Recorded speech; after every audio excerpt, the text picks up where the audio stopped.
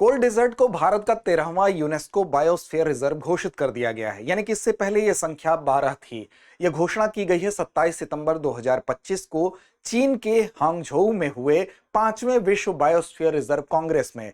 अब भारत की तरफ से इसको एक महत्वपूर्ण उपलब्धि माना जा रहा है, क्योंकि भारत संरक्षण में सतत विकास के प्रति भारत के प्रतिबद्ध कदम के रूप में इसको देखा जा रहा है। भारत की तरफ से अगर बात करें तो यूनेस्को के वैश्विक नेटवर्क में सबसे ठंडे और शुष्क पारिस्थितिक तंत्रों के लिहाज से कोल्ड डेजर्ट को जाना जाता है। सबसे पहले बात करेंगे कि बायोस्फीयर रिजर्व क्या होता है, उसके बारे में हम जाने, उसके बाद हम जानेंगे कोल्ड डेजर्ट के बारे में। तो देखिए, बायोस्फीयर रिजर्व की अगर बात करें तो कोई भी बड़ा स्थलीय क्षेत्र भी हो सकता है, वो समुद्री पारिस्थितिक तंत्र भी हो सकता है, समुद्री क्षेत्र भी और तटीय पारिस्थितिक तंत्र भी शामिल हो सकता है। जब इन क्षेत्रों को संरक्षित किया जाता है, उसके लिए कार्य किया जाता है, जहां संरक्षण का प्रयास कैसा हो, सस्टेनेबल हो, यानी कि सस्टेनेबल प्रयास को मानवीय गतिविधियों के साथ जब इंटीग्रेट कर दिया जाता है, एकीकृत कर दिया जाता है, तो हम उसको कहते हैं बायोस्फीयर रिजर्व। ऐसा क्षेत्र जहां पर चाहे वो स्थलीय क्षेत्र हो, चाहे वो समुद्री, चाहे वो तटीय पारिस्थितिक तंत्र हो। इसका उद्देश्य क्या होता है? तो जैव विविधता का संरक्षण तो होता ही है, साथ साथ आनुवांशिक जो संसाधन है उसका भी संरक्षण इसका उद्देश्य होता है।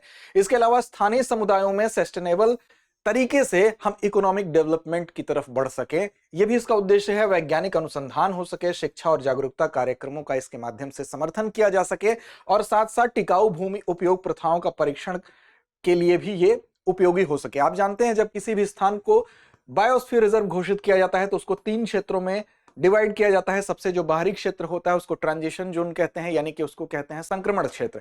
इस संक्रमण क्षेत्र में क्या होता है? सबसे बाहरी हिस्सा होता है और यहां पर बस्तियां भी देखने को आपको मिलेंगी, प्रबंधित कुछ जंगल का क्षेत्र भी होगा, मनोरंजन के लिए भी कुछ क्षेत्र यहां पर होते हैं और आर्थिक क्षेत्र भी ये होता है। तो यहां पर बहुत ज्यादा रिस्ट्रिक्शन नहीं होता है, ट्रांजिशन। इसके बाद बीच वाला जो क्षेत्र होता है इसको हम कहते हैं बफर जोन।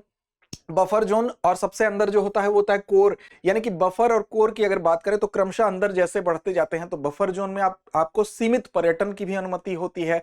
यहां पर मछली पकड़ने, चराई करने आदि की भी छूट होती है, लेकिन कि यहां पर देखेंगे अगर आप ट्रांजिशन की तुलना में तो थोड़े रिस्ट्रिक्शंस यहां पर बढ़ जाते हैं।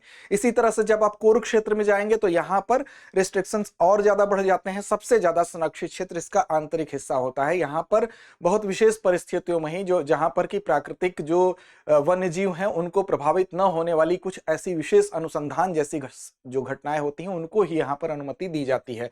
तो इस तरह से प्रबंधित किया जाता है किसी भी बायोस्फीयर क्षेत्र को। अब यहां पर कोल्ड डेजर्ट की बात करें तो यह कहां पर स्थित है? तो इसकी स्थिति हिमाचल प्रदेश में है।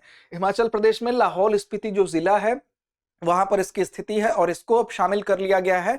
भारत की तरफ से आप जानते हैं कि टोटल जो बायोस्फीयर रिजर्व है उनकी संख्या 18 थी, लेकिन वैश्विक नेटवर्क जो होता है उसमें अब तक 12 स्थल शामिल थे। लेकिन कोल्ड डेजर्ट के शामिल होने के बाद यह संख्या कितनी हो गई है? 13 हो गई है। तो याद रखिएगा, भारत की तरफ से अब वैश्विक नेटवर्क जो है बायोस्फीयर रिजर्व नेटवर्क, उसमें भारत की तरफ से स्थलों की संख्या 13 है। क्षेत्रफल 7700 वर्ग किलोमीटर है इसका, ऊंचाई लगभग 3300 से 6600 मीटर पर यह स्थित है। और इसकी भू आकृति की बात करें तो तेज हवाओं वाले पठार भी हैं, हिमनदी घाटियां भी हैं, अल्पाइन झीलें और ऊंचाई वाले शुष्क रेगिस्तान भी यहां पर पाए जाते हैं। इसके अलावा इसमें अभयारण्य और संरक्षित क्षेत्र इसमें कौन कौन से शामिल हैं? तो देखिए, इसमें जो पिन वैली है, पिन घाटी राष्ट्रीय उद्यान भी है, किब्बर वन्यजीव अभयारण्य, चंद्रताल झील जो कि रामसर स्थल भी है, और सरचू मैदान इसके अंतर्गत आते हैं। तो ये बात हुई कोल्ड डेजर्ट के बारे में। अब देखिए, बात करेंगे मैब कार्यक्रम जो है जिसके अंतर्गत की बायोस्फीयर रिजर्व की स्थापना, मतलब ये पूरे का पूरा ये प्रोग्राम शुरू हुआ। तो इसकी अगर हम बात करेंगे मैब की, तो मैब यानी कि मैन एंड द बायोस्फीयर जो काउंसिल है उसकी 37वीं बैठक हुई थी। उसी बैठक में अभी हाल ही में जो आप देख रहे हैं जिस स्थान को, कोल्ड डेजर्ट को, इसी बैठक में इस बात पर जोर दिया गया था और इस पर यूनेस्को ने दुनिया भर में 21 देशों के 26 नए बायोस्फीयर रिजर्व को यहां पर शामिल किया है, जिसमें कि भारत की तरफ से इस नेटवर्क में शामिल हुआ है कोल्ड डेजर्ट भी। अब 1971 में सबसे पहले यूनेस्को द्वारा इसको शुरू किया गया था।